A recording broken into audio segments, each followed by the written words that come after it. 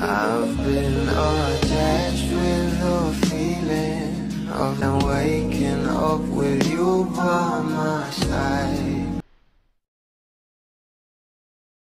Sabi nga ng ilan ay kung sino-sino na nga lang din daw ang naililink sa ating Donnie Pangilinan, na alam naman natin na walang ibang gusto ang ating Donnie at nag-iisang babae lang talaga ang nasa puso niya, at yun nga ay walang iba kundi ang ating Bel Mariano.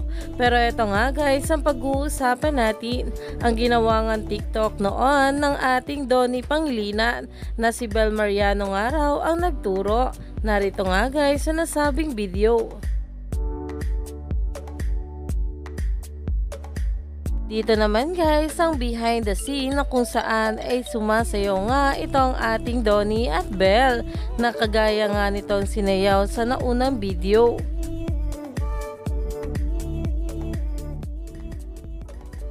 Ayon nga guys sa nag-post nito, tama ba to? Hinagpis lumbay pighati sa 43k, nag-reply si Bel lang kausap niya dyan. Sensya ka na pre ha, nakakaabala kami. Dahil talaga namang ito ang ating Bel at Donnie ay nagkakasundo talaga sa lahat ng bagay, na kahit sa ano pang interview na tinatanong sa kanila ay parehas na parehas nga ang kanilang mga gusto at ginagawa.